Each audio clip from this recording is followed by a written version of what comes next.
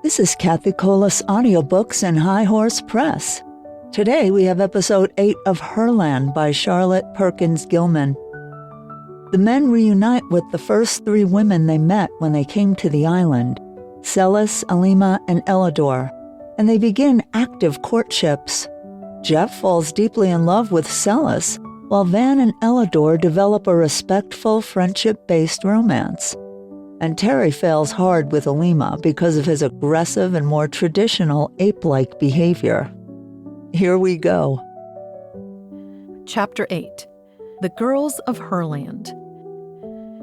At last, Terry's ambition was realized. We were invited, always courteously and with free choice on our part, to address general audiences and classes of girls. I remember the first time, and how careful we were about our clothes and our amateur barbering. Terry, in particular, was fussy to a degree about the cut of his beard, and so critical of our combined efforts that we handed him the shears and told him to please himself. We began to rather prize those beards of ours.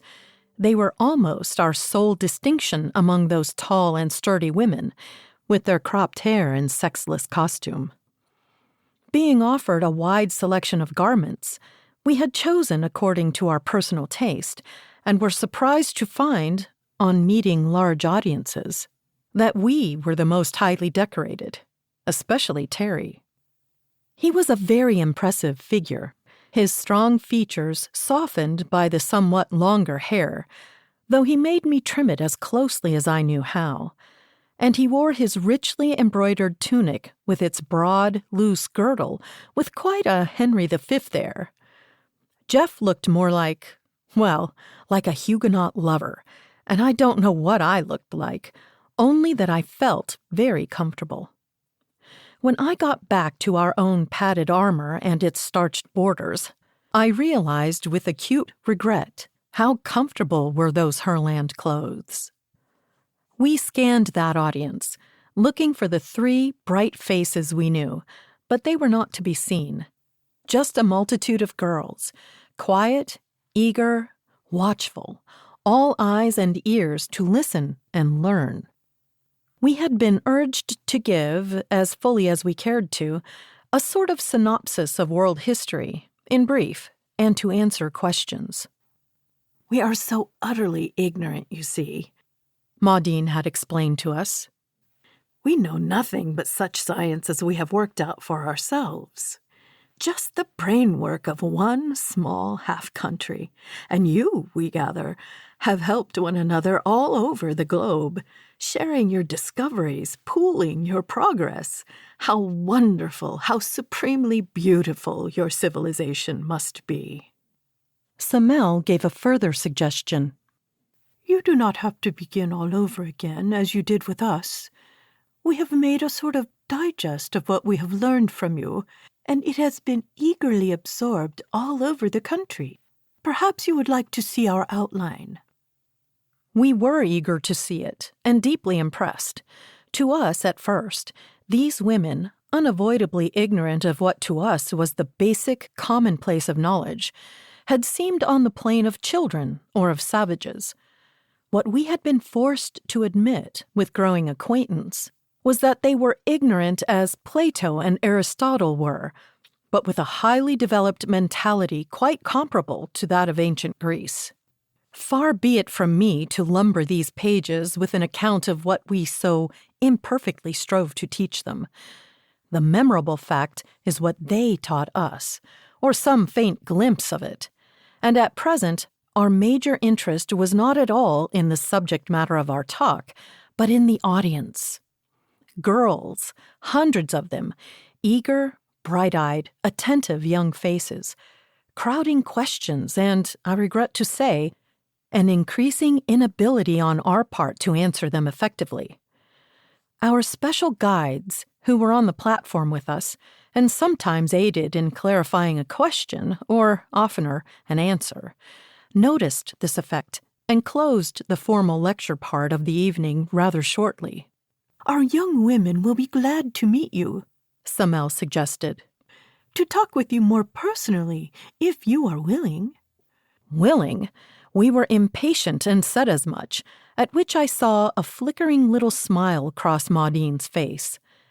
Even then, with all those eager young things waiting to talk to us, a sudden question crossed my mind. What was their point of view? What did they think of us? We learned that later. Terry plunged in among those young creatures with a sort of rapture, somewhat as a glad swimmer takes to the sea. Jeff, with a rapt look on his high-bred face, approached as to a sacrament. But I was a little chilled by that last thought of mine and kept my eyes open. I found time to watch Jeff, even while I was surrounded by an eager group of questioners, as we all were, and saw how his worshipping eyes, his grave courtesy, pleased and drew some of them, while others, rather stronger spirits they looked to be, drew away from his group to Terry's or mine. I watched Terry with special interest, knowing how he had longed for this time, and how irresistible he had always been at home. And I could see, just in snatches of course, how his suave and masterful approach seemed to irritate them. His too intimate glances were vaguely resented, his compliments puzzled and annoyed. Sometimes a girl would flush, not with drooped eyelids and inviting timidity, but with anger and a quick lift of the head. Girl after girl turned on her heel and left him, till he had but a small ring of questioners, and they, visibly, were the least girlish of the lot. I saw him looking pleased at first, as if he thought he was making a strong impression. But finally, casting a look at Jeff or me, he seemed less pleased, and less. As for me, I was most agreeably surprised. At home, I never was popular. I had my girlfriends, good ones, but they were friends, nothing else. Also, they were of somewhat the same clan, not popular in the sense of swarming admirers. But here, to my astonishment, I found my crowd was the largest. I have to generalize, of course, rather telescoping many impressions, but the first evening was a good sample of the impression we made. Jeff had a following, if I may call it that, of the more sentimental, though that's not the word I want. The less practical, perhaps. The girls who were artists of some sort, ethicists, teachers, that kind. Terry was reduced to a rather combative group, keen, logical, inquiring minds, not overly sensitive, the very kind he liked least. While, as for me, I became quite cocky over my general popularity. Terry was furious about it. We could hardly blame him. "Girls!" he burst forth when that evening was over and we were by ourselves once more. "Call those girls?" "Most delightful girls, I call them," said Jeff, his blue eyes dreamily contented. "What do you call them?" I mildly inquired. "Boys! Nothing but boys, most of 'em. A standoffish, disagreeable lot at that. Critical, impertinent youngsters. No girls at all." He was angry and severe. Not a little jealous, too, I think. Afterward, when he found out just what it was they did not like, he changed his manner somewhat and got on better. He had to, for in spite of his criticism, they were girls, and furthermore, all the girls there were, always excepting our three, with whom we presently renewed our acquaintance. When it came to courtship, which it soon did, I can, of course, best describe my own, and am least inclined to. But of Jeff I heard somewhat. He was inclined to dwell reverently and admiringly, at some length, on the exalted sentiment and measureless perfection of his Celis. And Terry made so many false starts and met so many rebuffs, that by the time he really settled down to win Alima, he was considerably wiser. At that, it was not smooth sailing. They broke and quarreled over and over. He would rush off to console himself with some other fair one. The other fair one would have none of him, and he would drift back to Alima, becoming more and more devoted each time. She never gave an inch. A big, handsome creature, rather exceptionally strong even in that race of strong women, with a proud head and sweeping level brows that lined across above her dark, eager eyes like the wide wings of a soaring hawk. I was good friends with all three of them, but best of all with Ellador, long before that feeling changed for both of us. From her, and from Somel, who talked very freely with me, I learned at last something of the viewpoint of HERLAND towards its visitors. Here they were, isolated, happy, contented, when the booming buzz of our biplane tore the air above them. Everybody heard it, saw it, for miles and miles. Word flashed all over the country, and a council was held in every town and village. And this was their rapid determination. From another country, probably men, evidently highly civilized, doubtless possessed of much valuable knowledge, may be dangerous, catch them if possible, tame and train them if necessary. This may be a chance to reestablish a bisexual state for our people. They were not afraid of us, 3 million highly intelligent women, or 2 million counting only grown-ups, were not likely to be afraid of 3 young men. We thought of them as women and therefore timid, but it was 2,000 years since they had had anything to be afraid of, and certainly more than 1,000 since they had outgrown the feeling. We thought, at least Terry did, that we could have our pick of them. They thought, very cautiously and farsightedly, of picking us, if it seemed wise. All that time we were in training, they studied us, analyzed us, prepared reports about us, and this information was widely disseminated all about the land. Not a girl in that country had not been learning for months as much as could be gathered about our country, our culture, our personal characters. No wonder their questions were hard to answer, but I am sorry to say, when we were at last brought out and exhibited, I hate to call it that, but that's what it was. There was no rush of takers. Here was poor old Terry fondly imagining that at last he was free to stray in a rosebud garden of girls, and behold, the rosebuds were all with keen appraising eye, studying us. They were interested, profoundly interested, but it was not the kind of interest we were looking for. To get an idea of their attitude, you have to hold in mind their extremely high sense of solidarity. They were not each choosing a lover. They hadn't the faintest idea of love. Sex love, that is. These girls, to each of whom motherhood was a lodestar, and that motherhood exalted above a mere personal function, looked forward to as the highest social service, as the sacrament of a lifetime, were now confronted with an opportunity to make the great step of changing their whole status, of reverting to their earlier bisexual order of nature. Beside this underlying consideration, there was the limitless interest and curiosity in our civilization, purely impersonal, and held by an order of mind beside which we were like schoolboys.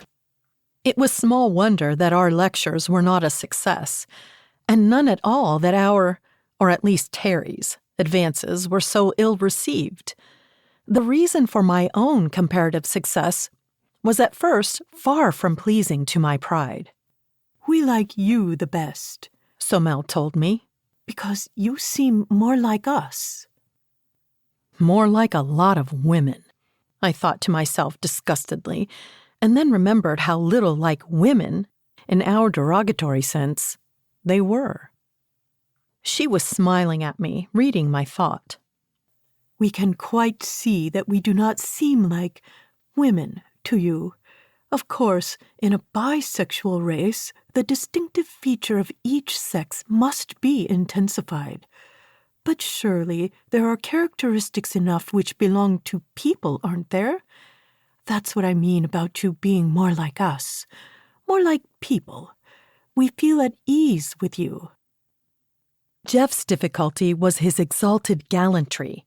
He idealized women and was always looking for a chance to protect or to serve them.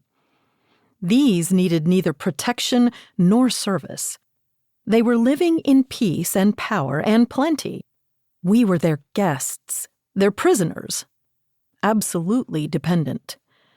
Of course, we could promise whatsoever we might of advantages if they would come to our country, but the more we knew of theirs, the less we boasted. Terry's jewels and trinkets they prized as curios, handed them about, asking questions as to workmanship, not in the least as to value, and discussed not ownership, but which museum to put them in. When a man has nothing to give a woman, is dependent wholly on his personal attraction, his courtship is under limitations. They were considering these two things: the advisability of making the great change, and the degree of personal adaptability which would best serve that end. Here we had the advantage of our small personal experience with those 3 fleet forest girls, and that served to draw us together. As for Ellador, suppose you come to a strange land and find it pleasant enough, just a little more than ordinarily pleasant. And then you find rich farmland, and then gardens, gorgeous gardens, and then palaces full of rare and curious treasures, incalculable, inexhaustible, and then mountains like the Himalayas, and then the sea. I liked her that day she balanced on the branch before me and named the trio.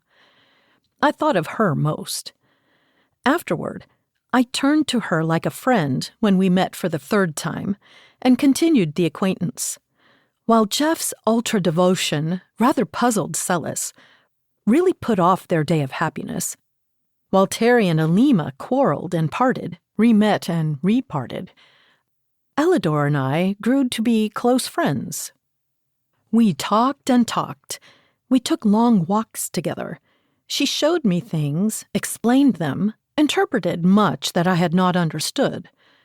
Through her sympathetic intelligence, I became more and more comprehending of the spirit of the people of HERLAND, more and more appreciative of its marvelous inner growth as well as outer perfection. I ceased to feel a stranger, a prisoner. There was a sense of understanding, of identity, of purpose. We discussed everything. And as I traveled farther and farther, exploring the rich, sweet soul of her, my sense of pleasant friendship became but a broad foundation for such height, such breadth, such interlocked combination of feeling as left me fairly blinded with the wonder of it. As I've said, I had never cared very much for women, nor they for me, not Terry fashion, but this one. At first, I never even thought of her in that way, as the girls have it. I had not come to the country with any Turkish harem intentions, and I was no woman worshipper like Jeff. I just liked that girl as a friend, as we say. That friendship grew like a tree. She was such a good sport. We did all kinds of things together. She taught me games, and I taught her games. And we raced and rode and had all manner of fun, as well as higher comradeship. Then, as I got on farther, the palace and treasures and snowy mountain ranges opened up. I had never known there could be such a human being. So great. I don't mean talented. She was a forester, one of the best. But it was not that gift I mean. When I say great, I mean great, big all through. If I had known more of those women, as intimately, I should not have found her so unique, but even among them she was noble. Her mother was an overmother, And her grandmother, too, I heard later. So she told me more and more of her beautiful land, and I told her as much, yes, more than I wanted to, about mine. And we became inseparable. Then this deeper recognition came and grew. I felt my own soul rise and lift its wings, as it were. Life got bigger. It seemed as if I understood, as I never had before, as if I could do things, as if I too could grow if she would help me. And then it came to both of us all at once.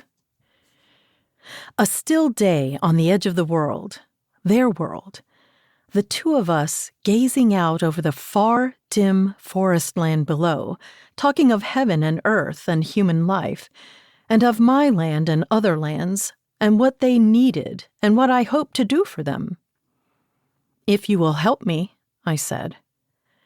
She turned to me with that high, sweet look of hers, and then, as her eyes rested in mine, and her hands too, then suddenly there blazed out between us a farther glory, instant, overwhelming, quite beyond any words of mine to tell. Celis was a blue and gold and rose person. Alima, black and white and red, a blazing beauty. Ellador was brown, hair dark and soft like a seal coat, clear brown skin with a healthy red in it, brown eyes, all the way from topaz to black velvet they seemed to range. Splendid girls, all of them. They had seen us, first of all, far down in the lake below, and flashed the tidings across the land even before our first exploring flight. They had watched our landing, flitted through the forest with us, hidden in that tree, and, I shrewdly suspect, giggled on purpose. They had kept watch over our hooded machine, taking turns at it, and when our escape was announced, had followed alongside for a day or two, and been there at the last as described. They felt a special claim on us, called us their men, and when we were at liberty to study the land and people, and be studied by them, their claim was recognized by the wise leaders. But I felt, we all did, that we should have chosen them among millions unerringly, and yet the path of true love never did run smooth. This period of courtship was full of the most unsuspected pitfalls. Writing this as late as I do, after manifold experiences both in her land and later in my own land, I can now understand and philosophize about what was then a continual astonishment and often a temporary tragedy. The long suit in most courtships is sex attraction, of course, then gradually develops such comradeship as the two temperaments allow. Then, after marriage, there is either the establishment of a slow-growing, widely based friendship, the deepest, tenderest, sweetest of relations, all lit and warmed by the recurrent flame of love, or else that process is reversed. Love cools and fades, no friendship grows, the whole relation turns from beauty to ashes. Here, everything was different. There was no sex feeling to appeal to, or practically none. 2,000 years' disuse had left very little of the instinct. Also, we must remember that those who had at times manifested it as atavistic exceptions were often, by that very fact, denied motherhood. Yet while the mother process remains, the inherent ground for sex distinction remains also. And who shall say what long-forgotten feeling, vague and nameless, was stirred in some of these mother hearts by our arrival? What left us even more at sea in our approach was the lack of any sex tradition. There was no accepted standard of what was manly and what was womanly. When Jeff said, taking the fruit basket from his adored one, "A woman should not carry anything," Celis said, "Why?" with the frankest amazement. He could not look that fleet-footed, deep-chested young forester in the face and say, "Because she is weaker." She wasn't. One doesn't call a racehorse weak because it is visibly not a cart horse. He said, rather lamely, that women were not built for heavy work. She looked out across the fields to where some women were working, building a new bit of wall out of large stones, looked back at the nearest town with its woman-built houses, down at the smooth, hard road we were walking on, and then at the little basket he had taken from her. "I don't understand," she said, quite sweetly. "Are the women in your country so weak that they could not carry such a thing as that?" "It is a convention," he said. "We assume that motherhood is a sufficient burden, that men should carry all the others." "What a beautiful feeling," she said, her blue eyes shining. "Does it work?" asked Alima in her keen, swift way. "Do all men in all countries carry everything, or is it only in yours?" "Don't be so literal," Terry begged lazily. "Why aren't you willing to be worshipped and waited on? We like to do it."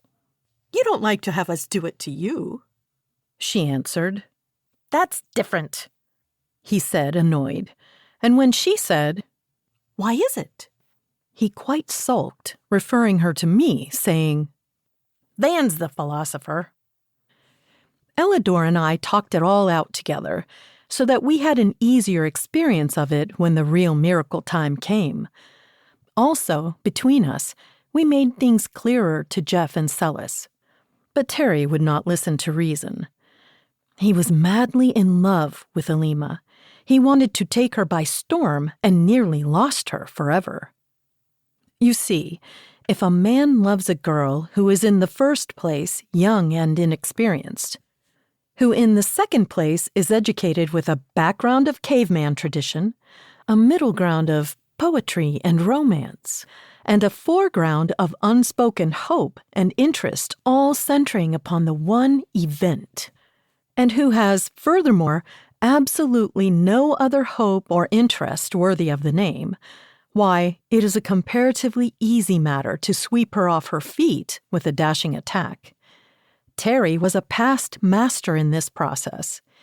He tried it here, and Alima was so affronted, so repelled, that it was weeks before he got near enough to try again. The more coldly she denied him, the hotter his determination. He was not used to real refusal. The approach of flattery she dismissed with laughter. Gifts and such attentions we could not bring to bear. Pathos and complaint of cruelty stirred only a reasoning inquiry. It took Terry a long time. I doubt if she ever accepted her strange lover as fully as did Celis and Ellador theirs. He had hurt and offended her too often. There were reservations. But I think Alima retained some faint vestige of long-descended feeling which made Terry more possible to her than to others, and that she had made up her mind to the experiment and hated to renounce it. However it came about, we all three at length achieved full understanding and solemnly faced what was to them a step of measureless importance, a grave question as well as a great happiness, to us a strange, new joy. Of marriage as a ceremony they knew nothing. Jeff was for bringing them to our country for the religious and the civil ceremony, but neither Celis nor the others would consent. "We can't expect them to want to go with us. Yet," said Terry sagely. "Wait a bit, boys. We've got to take them on their own terms, if at all." This in rueful reminiscence of his repeated failures. "But our time's coming," he added cheerfully. "These women have never been mastered, you see." This as one who had made a discovery. "You'd better not try to do any mastering if you value your chances," I told him seriously. But he only laughed and said, "Every man to his trade." We couldn't do anything with him. He had to take his own medicine. If the lack of tradition of courtship left us much at sea in our wooing, we found ourselves still more bewildered by lack of tradition of matrimony. And here again, I have to draw on later experience and as deep an acquaintance with their culture as I could achieve to explain the gulfs of difference between us. 2,000 years of one continuous culture with no men. Back of that, only traditions of the harem.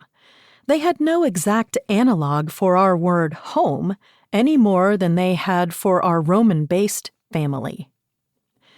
They loved one another with a practically universal affection, rising to exquisite and unbroken friendships, and broadening to a devotion to their country and people for which our word patriotism is no definition at all.